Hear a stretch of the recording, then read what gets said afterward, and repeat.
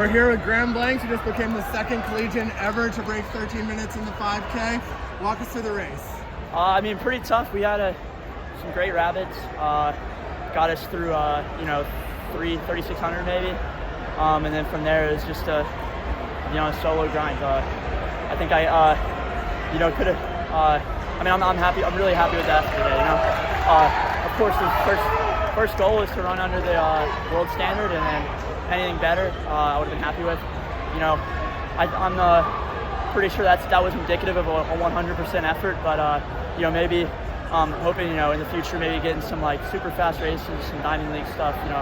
I would love to try to get even farther down in the 12s. Did this feel harder than the 13:03 last year? You were bowing at the finish line that time, not this time. This was way harder. Last year was great. I ran a selfish race last year. Didn't hit the front until 2 laps to go. I think I had that karmic justice today, running 8 laps solo. Definitely, this was definitely harder. You may not have taken a bow this time, but once you gathered yourself, you really got the crowd involved. How important is it to do that at the end of the race? Oh man, I love the crowds. I love BU. To be here in Boston, got my whole team here and all the Boston schools that support us and support each other. It means everything. I love it. The energy for me personally as a Boston athlete, exceeds pretty much anywhere else. So I was really trying to take it all in. Between the big move at Cross Nationals and then taking it from the gun basically today, it seems like you're racing with a lot more confidence coming into this season. Is that Paris? Is that just training? Where is that change coming from? Definitely Paris. I would say last year was, it was pretty tough, just with the circumstances of having the best season of my life, and then getting injured, having a lot of doubt for a few months if I could really get back to the level I was at, and to surprise myself and make it to an Olympic final. Ultimately I think that was a better experience than I could have ever gotten. It's just staying healthy and winning every race last year. It really kind of led me to believe I have that inner strength to compete, with those in the NCAA, and then moving on to the professional rank and the world rank. Definitely have a lot more confidence than previous years. During today's race, Coach Gibby just kept giving you the thumbs up. I feel like that was just a cue, and he was very happy doing it. So, talk to me about the cues between you two and kind of what your relationship is like in terms of race day. This is essentially my 5th year of him coaching me, since I had a gap year where he was giving me, instruction from afar. It's definitely I understand how to communicate with Coach Gibby. Many former athletes understand how he functions, especially in a race setting. He's very particular about stuff. However, he's also laissez-faire. He really, I kind of dictate what I do in the race. A lot of times I tell him before what I'm going to do. No different tonight, really. We both were kind of on the same page that, he thought that I would have to lead, the whole time after the pace was on. I didn't think that. Turns out he's right, so you always listen to your coaches. So we've definitely gotten it down to a science of how to communicate within the race and then also before. At one point in the race, you were kind of flipping up on the pacer's heels. Did you want him to go faster, or was that just the nerves? I wanted him to go faster. I thought I maybe had more in me at that point. Of course, I'm still young and I haven't run this fast before. So if he were to have picked it up, you might have seen me blowing up at the end.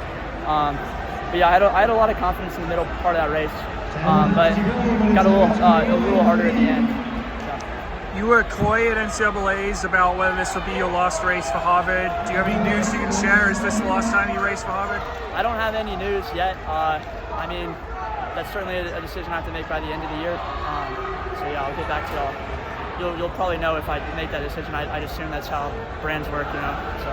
Looking forward to 2025, you already got a pretty big toolbox, but what are something you would look on to improve? Is it strength? Is it speed?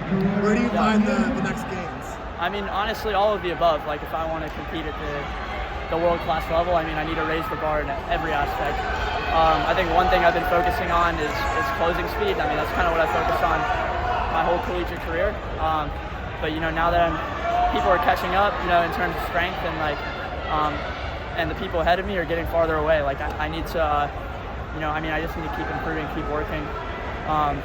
And yeah, I mean, that's the part I love most about this. So I'm gonna keep working as hard as I can for the next 3-4 years to the Olympics. The struggle towards the heights is enough to fill a man's heart. Canoe. Did you get to see that 3K at all earlier today? Any thoughts on that? No. I was at my dorm. And this is my 3rd year doing this, and it's a really tough schedule being in the 5K because you have to just sit in your dorm. It's final season. All my teammates are here, so I'm not really hanging out with many people. And then you just got notifications popping up on your phone, like collegiate record, like huge PR, like, and you just kind of have to sit around and chill, and wait till the end because it's the last event. So yeah, I did see all the races. That was really exciting, and it got me excited for tonight. I thought it gave me more confidence. No, but I'll cool down back. Just to, if anything were to happen on the way here, you wanted that one. I have to ask, sub 13 is important and everything, but your name is also littered all over Strava segments, all over Boston. Do you go hunt them out on easy runs? No, I don't hunt them out. It kind of comes naturally with the training we're assigned. So that's something fun with our kind of assigned effort for daily runs. So we end up getting Strava crowned.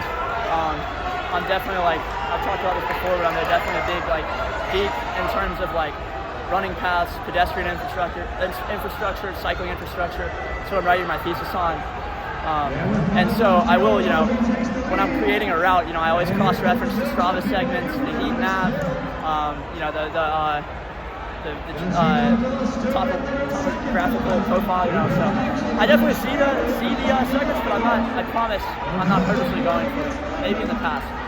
When's the thesis due? Rough draft was submitted today, but it's due in a couple days. So I was trying to kind of get all my work done before this so I can be irresponsible the next couple days. Yeah. So, and the final draft is when? While it's in